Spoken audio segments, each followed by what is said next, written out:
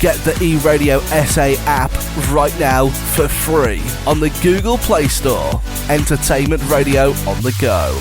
Just gone 2 o'clock here on eRadio, and just now on our Facebook page we posted a picture of this giant moth. It is massive. It's absolutely massive. It's bigger than your fist. It's bigger than your hand, in fact. And I asked you, what would you do? Rosa also sent it to you. What would you do if that creature would, if you just having a lovely night out, you know, you love nature as well. I also love nature. Anyway, you're out and you're having a nice evening and then that moth lands on you. What would you do?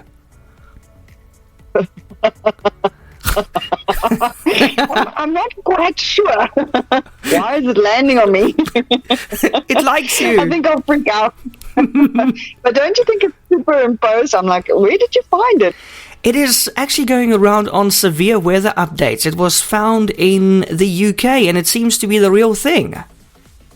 Oh, I don't know. I'm not It is sure. massive. I've never seen or heard of a moth that big. It's like crazy, and I wouldn't mind like trying to do a little bit more investigation behind it.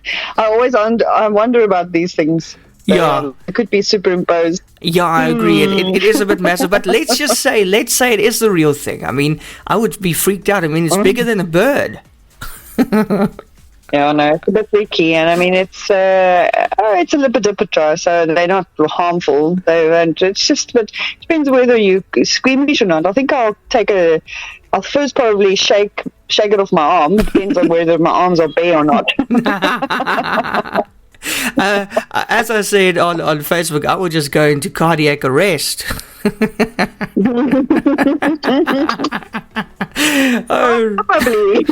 I think I'll freak out first. Yeah, absolutely.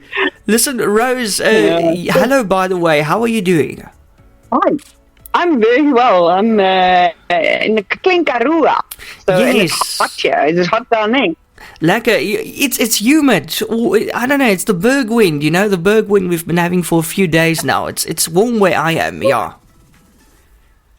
Yeah, it's a bit hot, I must say. Yeah, it's a little too Crazy. hot. Yeah. Anyway. But anyway, so you went stargazing. That was last night, right? Yes, I'm actually doing a little stint with Oudtshoorn Tourism. Well, I presented a workshop this morning on social media marketing mindset, and I'm spending a day exploring Oudtshoorn, doing some new adventures. And I've actually requested a stargazing experience. And I did it with Jan Bester, and it wasn't like the perfect night for stargazing because the moon was so bright, but then he put the telescope on the moon and we had so much fun. I was like, oh no, this could be a fantastic thing to do. And I mean, go and do stargazing, yes, but you can also have people looking at the moon and doing maybe like a little thing, you know, with the moon. And yeah, I think it's beautiful. And we were out there at AfriCamps on their site. And it's beautiful out there. It's nice, a little bit out of town. There's no light pollution. What a beautiful evening it was. It was absolutely divine. It was warm. Yeah, so very, very cool. It's something that's very underexplored in this area. I think due to obviously cloud cover at times and things like that. But Jan does offer these stargazing evenings, and he's extremely knowledgeable of the sky and the galaxies and where, you know, how many light years these things are away. And he's got a laser pointer, so he points out the stars and he points out the planets. And we even saw a shooting star, which was quite spectacular. So, yeah, you basically go and you book a stargazing experience. And we look at certain constellations, and you look at little clusters of stars and galaxies. And wow, it's so vast. It's unbelievable how huge our galaxy is, and you know how much to us is actually unknown. And for how many hundreds of years people have looked at stars and trying to guess where and what and how, where we lie. I mean, last night, for instance, we looked at a planet, and this planet is basically in between the sun and Jupiter. It's its circumference. I mean, can you believe it? The distance from the sun to Jupiter that's the planet, and we like saying the sun is the biggest, so it's ginormous. We all look at the stars at night and wonder what's going on out there in the world or in the galaxy, and it's so unknown to us. So perfect area to do some stargazing.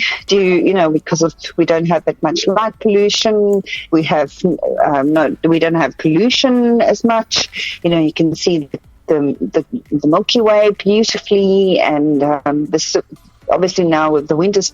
Last night was winter solstice as well. So we saw the Scorpion, and we got a little bit of mythology, Greek mythology behind it, and the mindset of it. And what an experience! It's really worth it.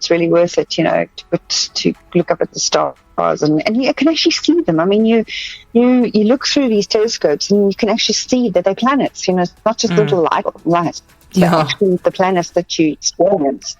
Wow! So, very interesting is that the pathway of planets are orangey in color, and they have a different path that they follow than the stars and the galaxy stars.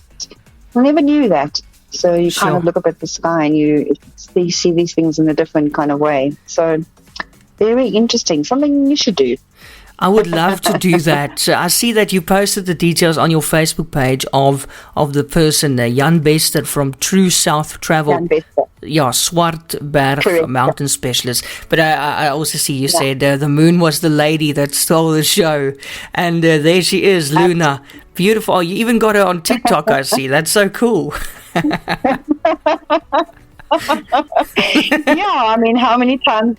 We had this. She was behind a bit of cloud, and as you can in the video, you can see a little bit of the cloud moving in front of her, and in the different kind of how she perspective. So it's very interesting how he's speaking about it, because we always talk about the dark side of the moon, and he says we don't know if there's a dark side, if it's just the other side of the moon, but we tend to see only the one side of the moon, which is the buck that we always see. Yeah. So, that is so kind of cool. theory. So, is there a dark side of the moon, or isn't there, Ian? I don't know. We'll have to ask Pink Floyd. That's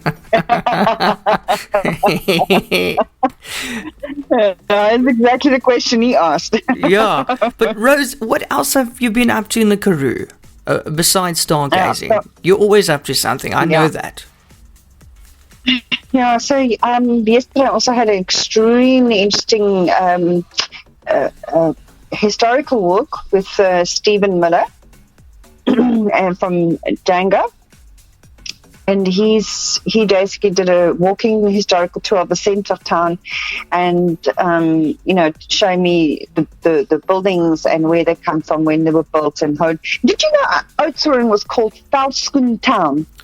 Say what? Oudtshoorn was called Velskoen Town, and word. they changed the name to Baron Oudtshoorn to his name. And they actually banned people from using the name Vels. They were fined if they used the name Velskoen Town. That's not a lekker name. Oudtshoorn initially was just one single church, and it was built in a cross. And he showed me a picture of where all the wagons used to come around and just camp around the church.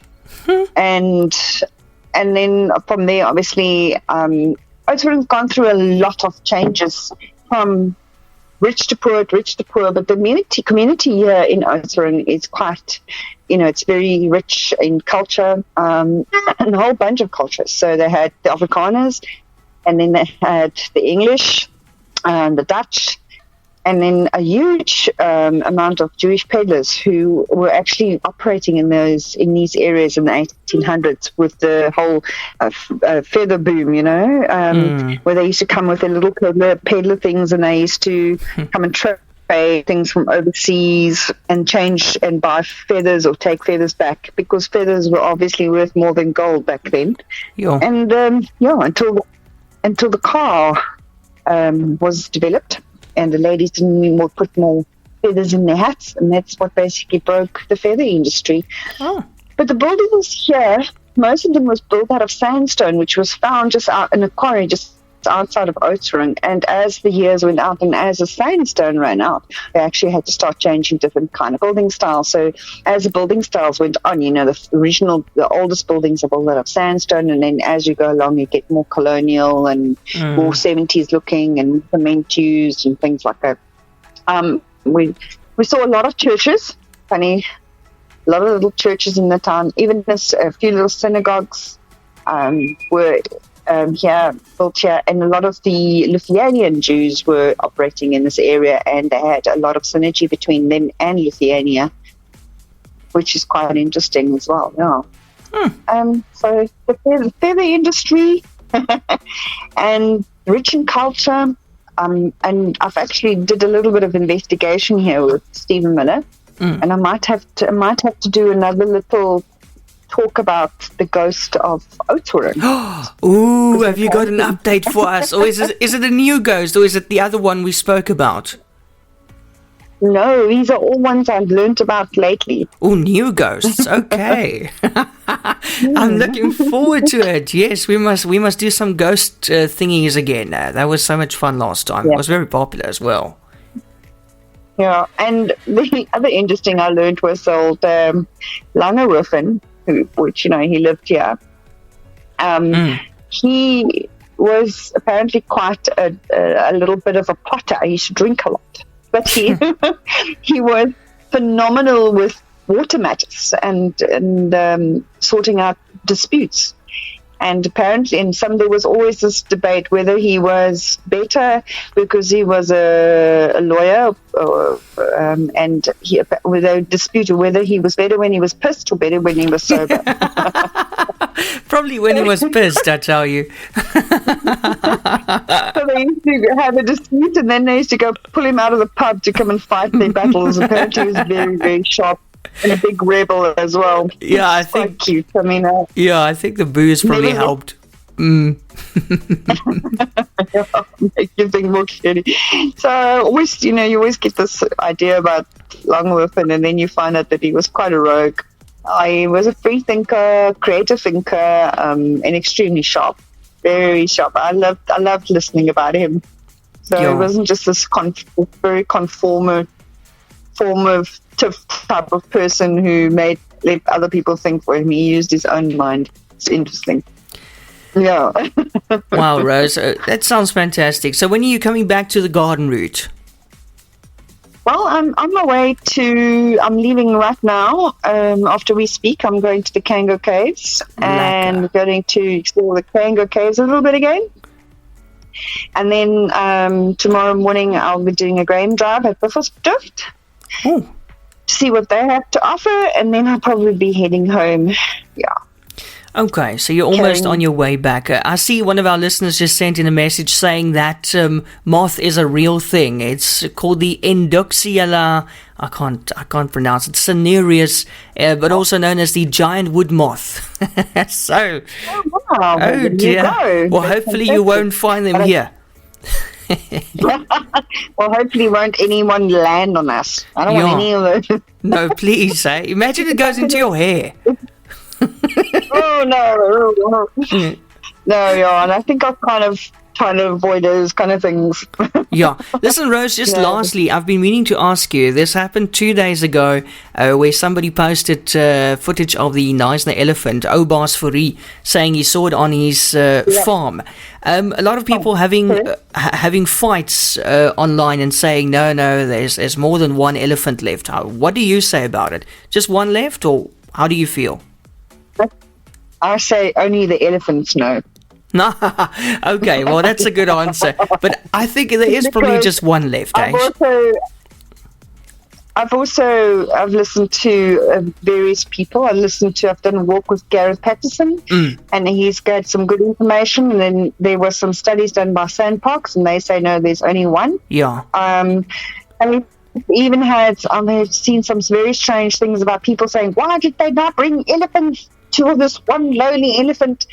I know that they did an exercise quite a few years ago where they brought in 2 elephants, was in winter, and they tried to introduce her to the matriarch The one elephant died of hypothermia because people forget that these elephants are not forest elephants. They adapted to the forest. They actually roamed the coastal areas. That was the one thing. Wow. The second thing is she actually took the surviving elephant and she took him all the way down to the Eastern Cape, right on the other side, and dumped him there somewhere. So the elephants know something we don't. And maybe if she decides by choice to be roaming on her own, or if there's more in the area that are singles. I know that elephants are social animals, but yeah, it's quite difficult because I have seen signs of elephants come through the forest and they're just mangling things. And there's a few places that it only looks like one elephant. So, and then I've heard some, I don't know, there's some conflicting stories. So unfortunately, we have only been spotting the one elephant. I mean, if there was more, then we would have seen more by now, But it's good to see that she's still around, and I mean, how beautiful is she? Maybe she prefers to be alone. I think of the memories, there's a saying, a memory like an elephant. Memories, elephants have huge memories. If you speak to people who study elephants, and those kind of trauma that they've experienced in the last 100 years of people wiping them out and woodcutters and things like that. I mean, why would you not be, they're quite sensitive. If you actually look at what elephants and how they experience things sometimes, why would they not? I mean, maybe she's got a protective mode of she doesn't want. Maybe there are elephants, but just not in this area because of her memories.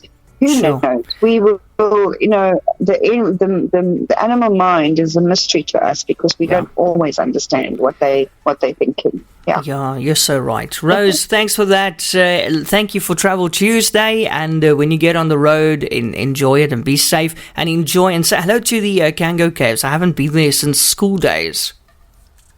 Oh, I will do. It's always a mystery place, and there's so much mysteries in this area. So it's a huge amount of mysteries and ghosts. My one teacher actually almost got stuck in the chimney in the Kango Caves, but that's a story for another day. She had a big booty. It's a few. And a lot of persistence. Yeah, shame, man. Rose, thank you so much. Enjoy the last couple of hours and so on in the Karoo, and we'll talk to you again next Tuesday on Travel Tuesday. Thank you very much. Thanks. See you next week. Take care. Bye. Okay. Bye.